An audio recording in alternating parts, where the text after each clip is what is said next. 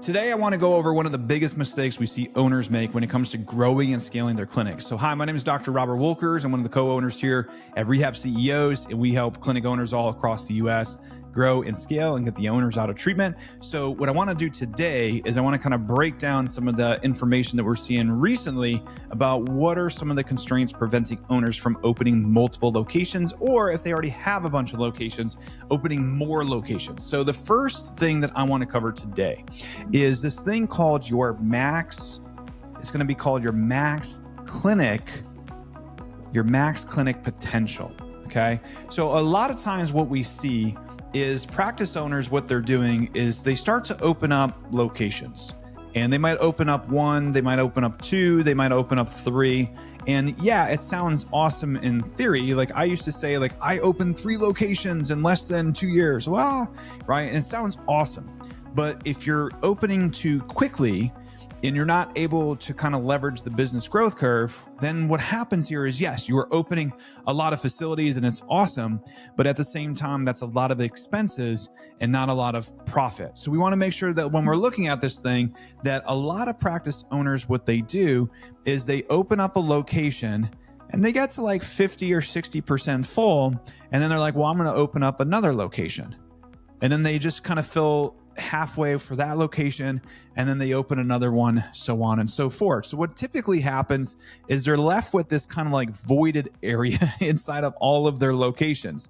And what we typically see is when the clinic is not full before they open another one, they usually get some of this patient volume to leave here, and then it gets filled into their next location. So this is sometimes called, I wish there was a better name, but it's sometimes called cannibalization.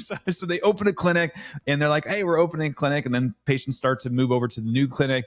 The first clinic starts to go down. They're like, why are we going down? The other, and then you have 2 locations, but you're kind of doing the same number. And then you get a third and a fourth and so on.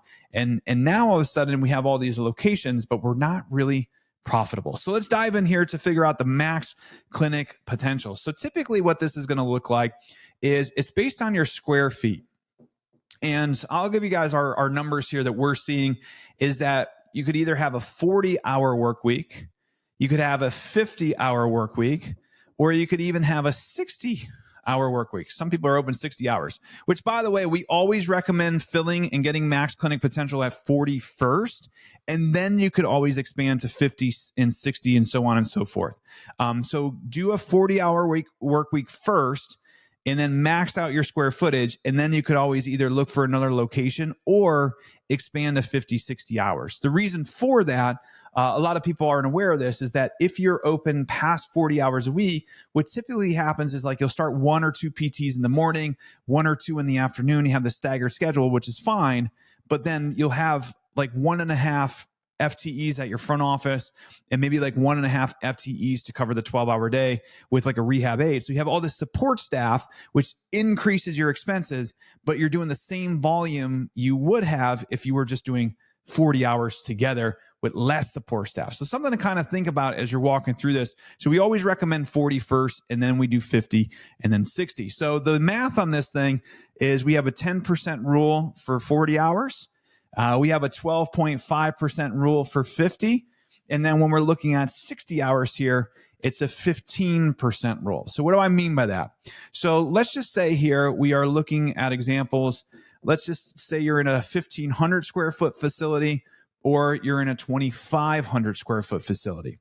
So ultimately what this is going to look like is if you take 1,500 square feet and you multiply it by 0.1, that is going to give you 150 visits per week potential, right? So the max you can do in a 1,500 square foot facility, 40-hour work week is roughly 1,500. Now, does that mean, 140 all the way up to like 160? Sure. We have some wiggle room here, but 150 is where you could do things comfortably. Can you do more? Yes, but it might be a little tight. So just a heads up on that. 1,500 times 0.125, that's going to be about 190. And then 1,500 times 1,500 times 0.15 is going to be 225. So when we're looking at a clinic of 1,500 square feet here, Let me remove some of this stuff here so I don't just have writing all over the walls. So when we're looking at a 1,500 square foot facility, this just means that this clinic could see anywhere between 150 to 225 visits per week. So let's go ahead and just say that this clinic here is doing 40-minute scheduling, and they're doing about 60 slots, okay? So if we take 150 divided by 60, well, now you're at about 2.5 providers. And if you're at 225 divided by 60, we're at about 3.75 providers. So what does this mean? You could fit 2 comfortably, possibly 3, but it'll be a little bit tight, right? We could fit 3 comfortably, possibly be tight at about 4 if we were open 60 hours a week. That is what's known as our max clinic potential. Okay, so in a 1,500 square foot facility, we could figure out what is our max clinic potential here. And then same thing with a 2,500 square feet facility. Well, we have 250 visits is what that would look like if we were open for 40 hours a week. It'd be about 315. I'm just rounding up here, so about 315 here for a 50-hour work week. And then if we are looking here at a 60-hour work week, which again is 15% rule. So you take 2,500, you times that by 0.15, and now you're at 375. So this means that this clinic, max clinic potential, 40-hour work week could do 250 all the way up to 375 visits. So when we're looking at the math on this, 250 divided by 60 is going to be 4, right? So about 4.16 providers, all the way up to 375 divided by 60 slots, which would be 6.25. So what does this mean? It means we could comfortably get 4 providers in this square footage. And then here you can get 6, possibly 7 on a 60-hour work week. This is ideal. This is what's going to be known as tight. So that is how you guys are going to be able to figure out your max clinic potential based on your square footage. So the first thing that you would want to do after this video is, if you have multiple locations, you would want to figure out what is our max clinic potential at each location. So location number 1, let's just say, is in a 2,500 square foot facility. You guys just kind of saw the math on that. We could get 4 providers in this location. Let's say clinic number 2 is rocking around 1,500 square feet. You could get 2 in there comfortably, possibly 3, right? So that's going to be our max clinic potential for that location. And then let's just say we are doing a 3,500 square foot facility. Okay, so let's say we have a 3,500 square foot facility. Woo! So we got 3,500 square feet. And let's say we could get anywhere between 5 to 6 providers in there comfortably. Now you know your max clinic potential. So we'll call this your max clinic potential. Now, a couple things before we move on. I want to let you guys know from an administrative standpoint or front office that one full-time equivalent admin could handle about 110 visits a week by themselves.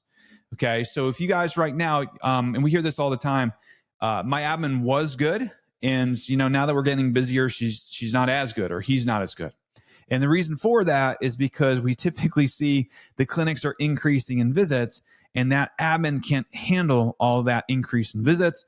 So it's not that that person's not good anymore. They're just not as efficient because they're not able to keep up with the productivity demands.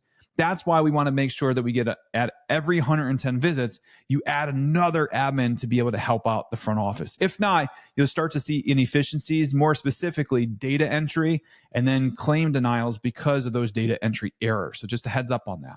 So when we're going back to this, what I want you to do now that you have your max clinic potential is I want to know what is your current, right? What is your current staffing?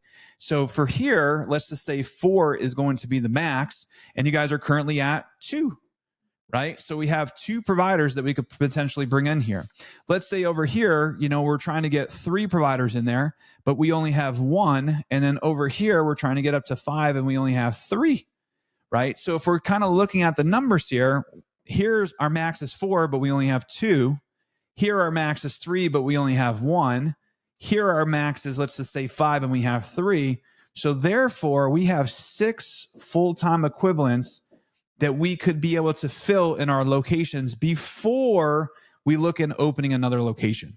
Okay. Now for those that are keeping score at home, we usually like to set up our clinics to make about 20K in revenue with about 13K in expenses. So if that's the case, this clinic here in this example would have almost, if you take 6 and you multiply that by 20, that's 120 grand a month potential for this location, with about 13K in expenses would be about 78K.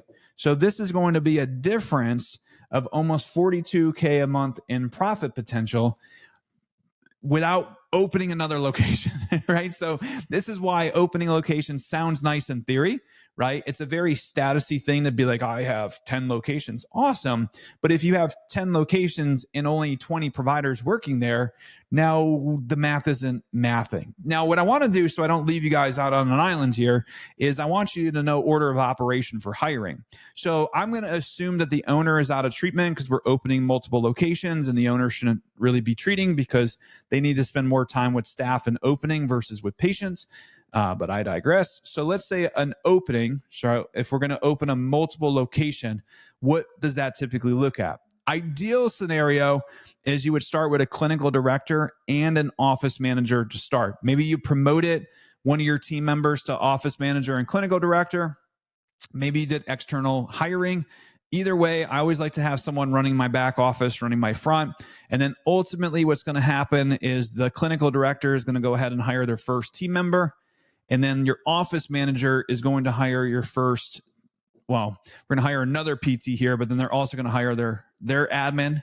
So if you guys are keeping score at home here, if a clinical director, first provider, let's just stay with the 40-minute scheduling. So this is about 120 visits potential. And now we add another provider here that's 180. Well, now we got to bring on an admin because we told you guys 110 visits is what we need. This office manager won't be able to fill 3 people's schedule. So that's why we bring on another admin here. And then we go ahead and bring on our last PT.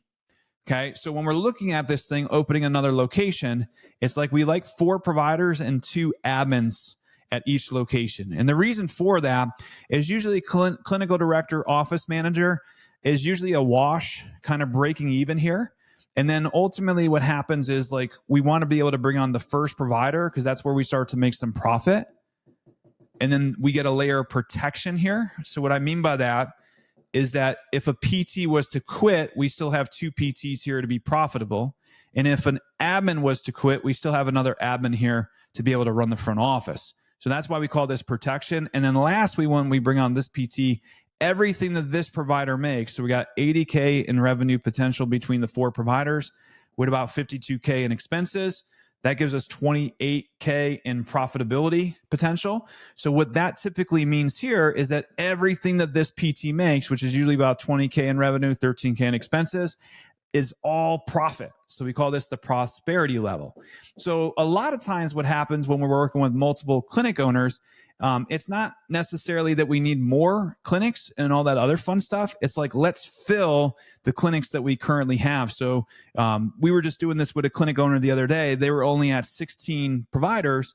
And we're like, we just ruthlessly need to get you to 23 providers here. And we could easily add some more profitability and revenue to your clinics.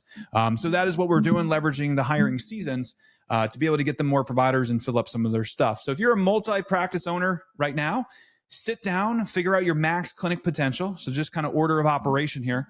I would make sure that I'm figuring out my max clinic potential first. So figure out your max clinic potential.